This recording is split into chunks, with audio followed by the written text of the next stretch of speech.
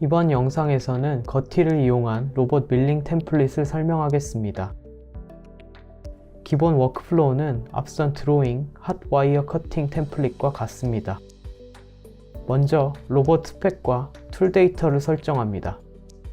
툴 데이터에 입력되는 스핀들 모델링은 엔드밀의 형태, 고정된 엔드밀 끝의 길이에 따라 변하기 때문에 입력값에 따라 모델링이 업데이트되도록 미리 작업해 두는 것이 좋습니다.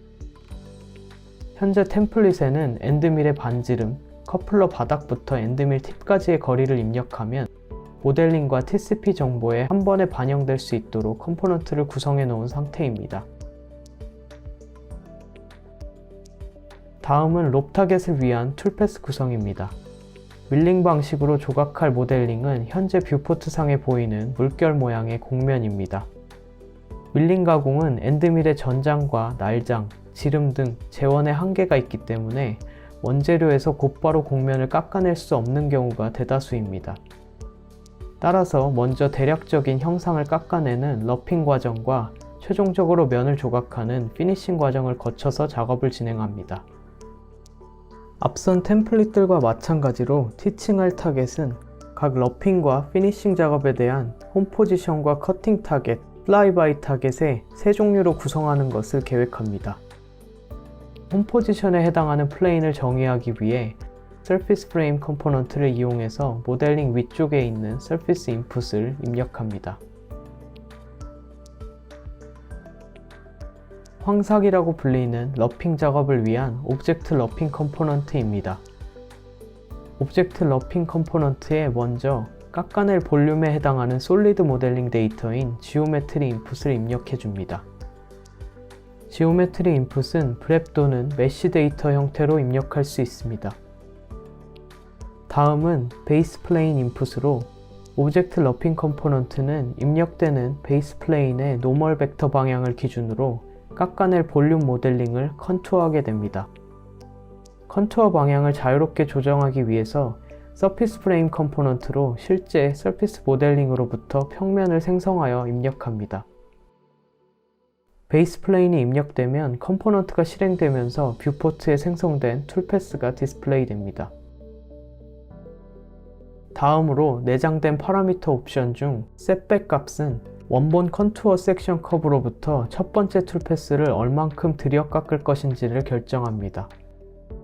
셋백 값이 0인 경우 툴패스의 최외곽 프로파일은 최종 가공면과 동일선상에 있는 섹션 커브와 같기 때문에 셋백을 엔드밀의 반지름보다 크게 설정해야 최종 가공면이 불필요하게 깎여나가지 않습니다. 현재는 엔드밀 날의 반지름이 6mm이므로 8.5mm 정도로 설정하였습니다. 뷰포트 상에서 원본 프로파일은 파란색 커브로 디스플레이 되며 툴패스는 붉은색 폴리라인으로 디스플레이 됩니다. 스텝 5번은 러핑 툴패스의 옵셋 간격으로 최소 엔드밀의 지름보다 짧은 거리로 설정되어야 해당 레이어에서 깎이지 않고 남는 부분 없이 절삭 가공할 수 있겠습니다. 재료의 경도나 다른 설정값 그리고 작업 속도 등을 고려하여 엔드밀의 반지름 수준의 값에서 작거나 크게 설정합니다. 스텝 다운은 절삭할 볼륨의 컨투어 레이어 사이의 간격으로 엔드밀로 한 번에 깎는 깊이 값에 해당합니다. 따라서 스텝 다운은 최소한 엔드밀의 날 길이보다는 짧아야 하고 재료 강도가 높을수록 더 작은 값을 설정합니다. 버티컬 시프트는 러핑 툴패스의 마지막 레이어 높이를 이격하는 값으로 상황에 따라 미세하게 조정하거나 특별한 상황에서 사용합니다. 톨러런스는 컨투어 섹션 커브로부터 생성되는 폴리라인 경로에 대한 허용 오차입니다. 톨러런스가 낮을수록 툴패스를 구성하는 플레인의 개수가 많아지게 됩니다.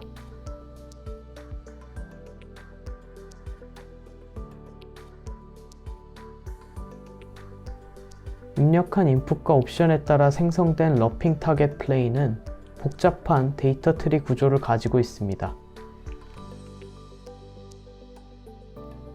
타겟 플레인 아웃풋의 데이터 트리를 살펴보면 같은 레벨에서 절삭 영역을 구성하는 툴패스 길이도 브랜치가 구분되어 있는 것을 알 수 있습니다. 이 상태로 fly-by-plane 컴포넌트를 사용하게 되면 같은 레이어 내에서 옵셋된 툴패스 사이사이에 전부 이동 경로가 생길 것입니다. 레이어 내부에서는 이미 툴패스가 서로 충분히 가까우므로 레이어와 레이어 사이를 이동하는 부분에만 fly-by-plane 컴포넌트를 적용하는 것이 좋습니다. 따라서 Shift Path 컴포넌트로 패스를 재조정하여 같은 레이어 내부에 있는 플레인들이 같은 브랜치 패스를 갖도록 수정하였습니다. fly-by-plane 컴포넌트로 생성된 이동 경로를 보면 레이어에서 레이어를 넘어가는 이동 경로의 플레인만 생성되는 것을 확인할 수 있습니다.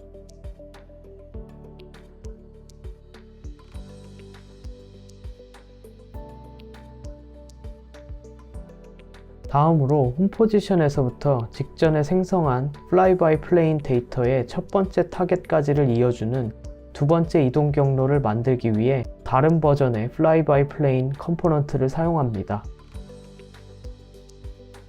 이 컴포넌트는 줌업을 유저 인터페이스로 입력되는 플레인 데이터 트리 인풋을 여러 개 추가해서 사용할 수 있습니다.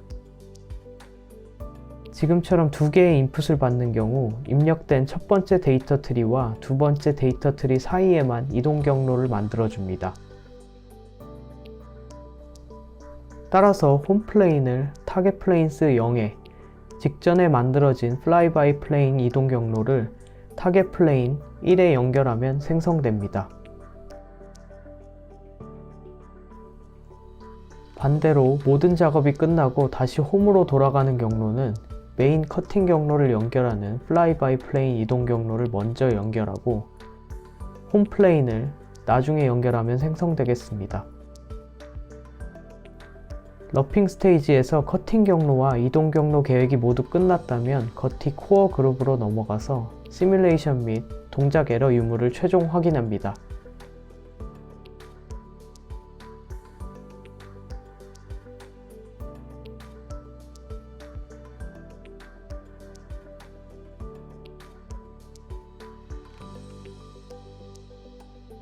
다음은 피니싱 툴패스 생성을 위한 컴포넌트 사용법을 설명하겠습니다.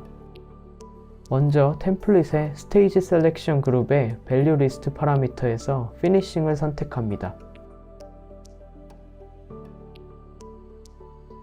바뀐 툴 데이터의 모델링과 TCP를 확인해 보면 피니싱을 위한 볼 타입 엔드밀 형태의 툴 모델링과 엔드밀 끝에서 반지름 값만큼 이격된 중심부에 TCP를 설정하였습니다. TCP를 엔드밀 중심부로 설정했기 때문에 피니싱할 곡면도 최종 가곡면에서 엔드밀 반지름 값만큼 바깥으로 옵셋한 모델링을 이용하겠습니다.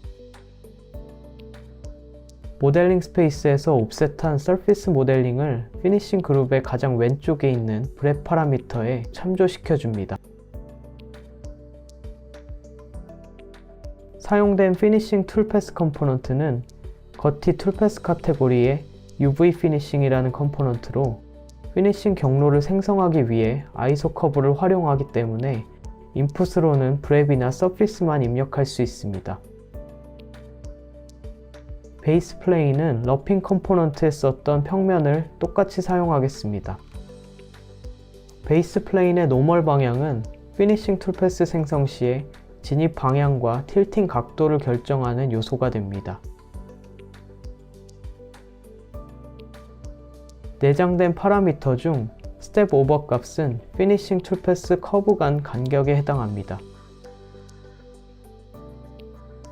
일반적인 패러렐 피니싱 방식의 옵셋 디스턴스와 비슷하다고 보면 되지만 UV 아이소 커브를 기준으로 계산되기 때문에 입력된 서피스의 곡률에 따라 비교적 균일한 간격의 툴패스를 생성할 수 있습니다. 스텝 오버 값은 가능한 작은 값을 입력할수록 버가 덜 남게 되겠습니다. UV 피니싱 컴포넌트는 넙스 서피스 인풋으로 인해 연산 시간이 다소 오래 걸립니다. 내장된 슬라이더 바를 직접 드래그로 움직이기보다는 타이핑으로 값을 입력하면 연산 시간을 줄일 수 있습니다. 다음으로 틸팅 웨이트 값은 피니싱 타겟이 기울어지는 정도를 결정하는 인자입니다. 값이 0인 경우 베이스 플레인의 노멀 방향을 G축으로 갖는 평면이 됩니다.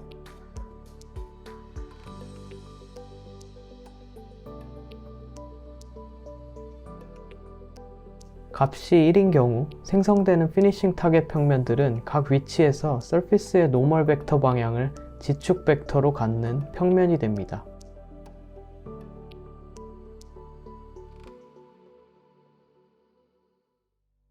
가공 특성상 틸팅 웨이트 값을 1로 설정하면 좋겠지만 곡률이 심한 경우 로봇과 가공물이 부딪히거나 동작 에러가 발생할 수 있습니다. 따라서 틸팅 웨이트 값을 이용해 서피스와 베이스 플레인의 노멀 벡터 비율을 적절히 섞어서 가공 과정에서 문제가 생기지 않도록 조절합니다.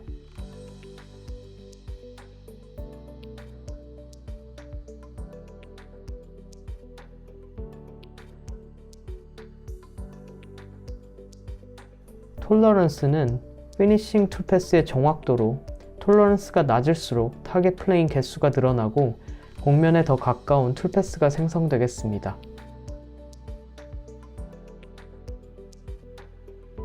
메인 커팅 경로가 단순 리스트로 도출되었으므로 플라이-바이 플레인 컴포넌트를 이용해 홈 포지션에서 메인 작업 경로를 잇는 이동 경로와 반대로 메인 커팅을 마치고 홈 포지션으로 돌아가는 이동 경로를 생성합니다.